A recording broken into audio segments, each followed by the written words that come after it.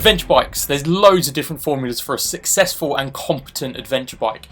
And manufacturers tend to either go down two roads, off-road and proper adventure style, or they go tourer with off-road capabilities.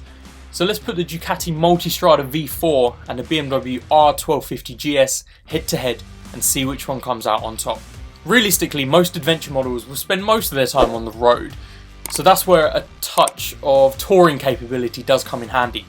You wouldn't want to spend hours of motorway miles on a pair of knobblies.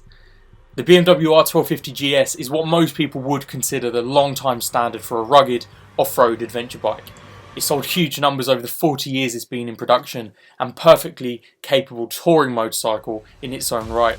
The Multistrada is an exceptionally talented adventure bike, but is it a bit more geared towards touring? Does that make it a tad less optimised for true adventuring?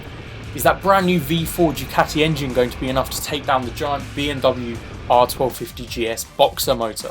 So put your favourites aside for now, let's take a deeper look at the spec behind the models. We'll look at the same spec and see if a winner emerges. The Multistrada comes from the Italian manufacturer as a refined look at an adventure bike that has style and substance. It will provide that unmistakable power you'd expect, but with a bit more thought to the ongoing reliability considered at the same time. The service intervals have been extended to be industry leading, with 36,000 miles to cover before the valve clearances need checking. Now this is thanks to what has been done with the 1158cc liquid cooled twin. So let's have a look at the power. The V4 has made the switch to spring operated valves as opposed to the desmodronic actuation you may expect. This is what increases the service interval there, and looking at adventure bikes, reliability and dependability will absolutely come into question. Peak power of this conventionally valve operated engine is an impressive 168 brake horsepower at 10,500 revs and 125 Nm of torque at 8,750 revs. So you'll be easily cruising on the road with this motor, giving sports bikes a run for their money.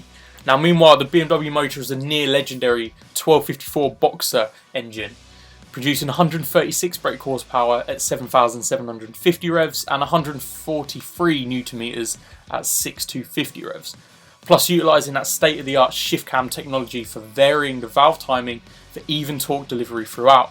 This provides you with peak power across the speed range. So if you're slowly working your way across rugged terrain or putting in the miles on the motorway, the engine's valve timing will be optimised for peak power in the given situation. So when compared to the V4, the Boxer does have a larger capacity, but it is down on output power by 32 brake horsepower. The BMW does produce more torque with that shift cam technology though. It's definitely close, but I'd go with the V4 if faced with the decision between the two motors. Italian V4 motor really is difficult to beat for me. Next up is the weight and chassis. Now the V4 Multistrada has shed some of its weight to get on the scales at 243 kilograms of wet. The R 1250 GS isn't far off but weighs in at 249 kilograms. Both bikes are built with this in mind, so refinements are made to distribute the weight evenly. For instance, the Multistrada V4 engine sits higher up in the frame to provide greater ground clearance at 220mm versus 185mm on the GS. Now rider tech. For the GS there's a dynamic traction control and eco riding modes as standard, with pro riding modes and riding mode pre-selection optional extras, and there is dynamic engine braking control and more as optional equipment. Hill Start Control Pro is standard and it's incredibly handy on the BMW. Of course, years of refinements are going to make the BMW difficult to beat in the tech department. Of course, the Multistrada V4, there is rider tech galore here. Multiple rider modes, sport, touring, urban and enduro. Radar controlled adaptive cruise control, blind spot detection, cornering ABS, lean sensitive traction control, wheelie control, cornering headlights and hold control. It's all there. There's the USB chargers of course and touring accessories on both, so it's difficult to really say there's a definitive winner here. But the BMW GS does have traction control and that 6-axis IMU and a host of optional extras to really boost the capabilities of the GS if you're looking for it. So of course the additional riding modes and semi-active electronic suspension as options would be something you're looking for, and you can spend hours picking from options to build your perfect adventure bike if you have the wallet. So bear that in mind. I think the BMW will take it here. Both have 19-inch front and 17-inch rear wheels, and whilst the Multistrada seat height is adjustable between 840 and 860mm, the GS seat goes between 850 and 870. If I had to choose, the BMW options would be talking to me a little bit more. There's just something here about the German tech mixed with 40 years of refinements that make it that bit more of a competent adventurer for me. Tanks and touring here. So the Multistrada has a 22 litre tank with an estimated 43 miles per gallon. On our test last year we got 39, so it doesn't make much of a difference, but that will mean that for a range given of 208 miles, it will, in real terms, be a more likely 188 miles. Is that enough for a tour? Well, the BMW has a 20 litre tank with 4 litres in reserve, and it's given an approximate fuel efficiency of around 59 miles per gallon. So again, in the real world, you're probably looking at filling up every 220 miles or so. Of course, depending on how you ride, but realistically the BMW pips this one. The brakes on the V4, it's a twin radially mounted 330mm front discs with the Brembo M50 Stylemma. Of course, the rear is 265mm Brembo discs as well, and there's cornering ABS. With the GS, you've got twin front 305 BMW discs with a single rear 276mm disc. Of course, the BMW has the Motorrad Integral ABS Pro here. Again, I think the V4 does pip it here a little bit, but you know, the brakes are pretty well suited for the GS, so it's very close.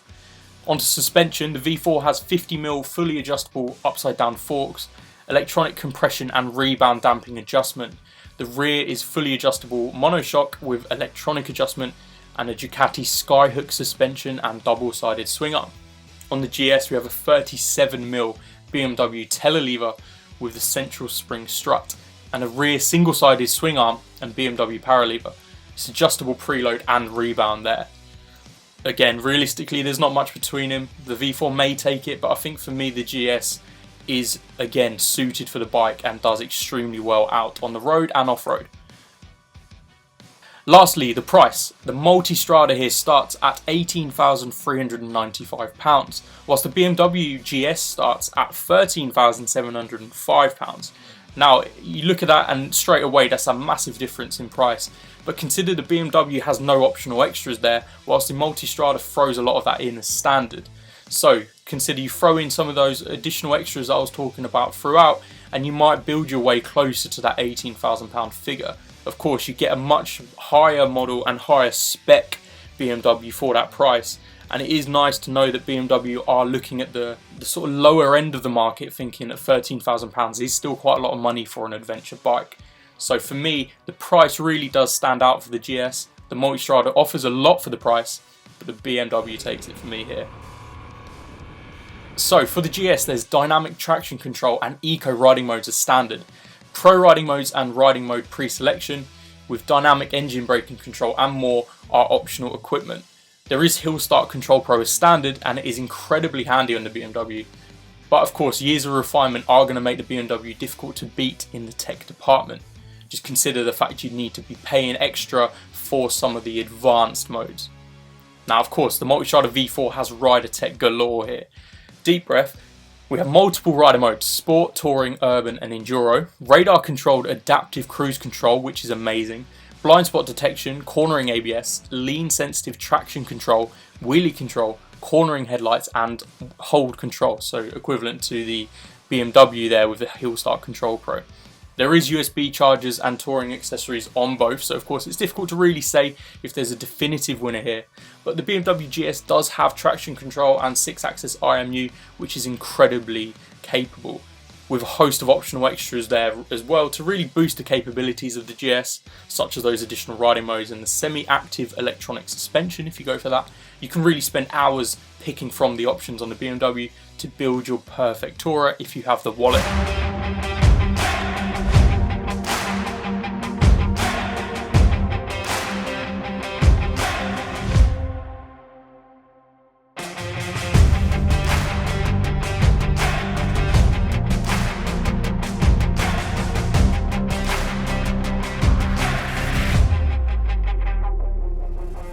Now, all things considered, these are two heavyweights for the adventure touring bike market.